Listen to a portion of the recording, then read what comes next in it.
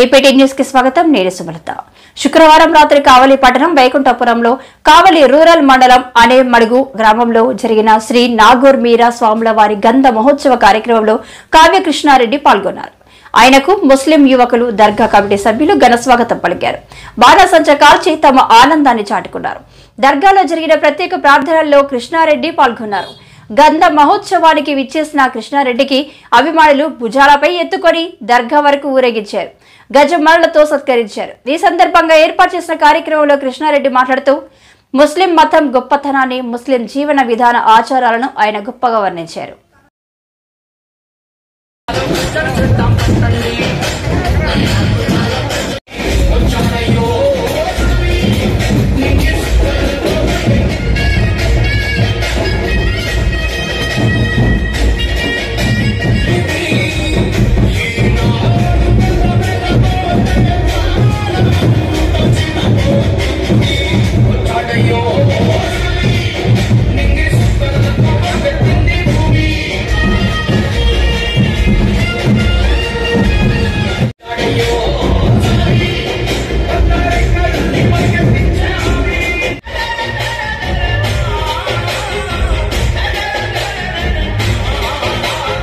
अल्लाह की मोहब्बत दिल के अंदर मोहब्बत अता फरमा, अल्लाह जो मांगे अता फरमा, जो नहीं मांगे अता फरमा।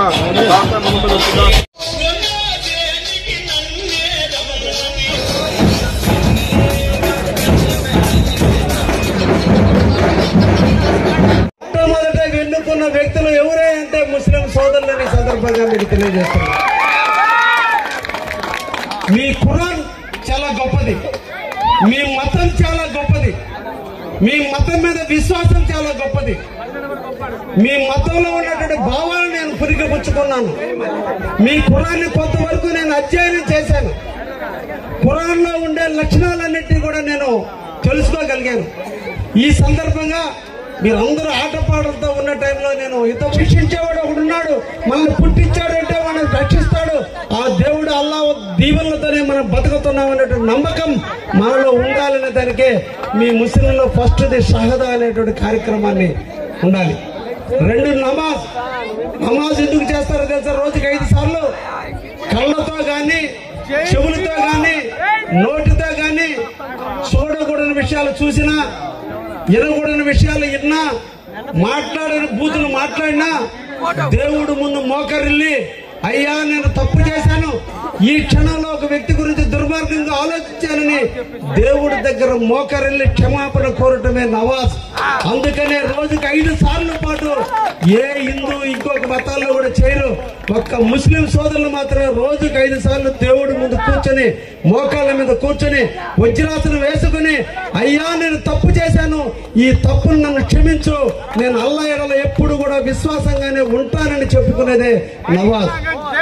పేదవాడిని కూడా పైకి తీసుకురండి, నువ్వు సంపాదించిన సంపాదనలో కొంత భాగాన్ని పేదవాడికి కేటాయించండి అని చెప్పి అల్లా చెబుతుంది, మన ఖురాన్ చెబుతుంది.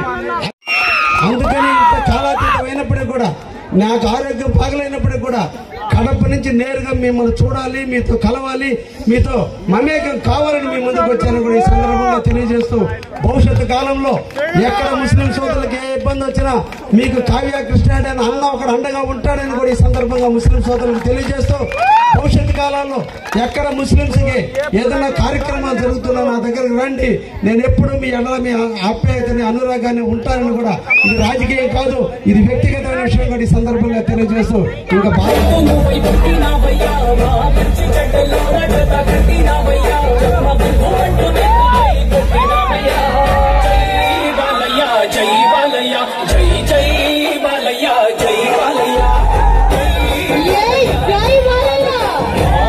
అప్డేట్స్ కోసం చూస్తూనే ఉండండి ఏపీ.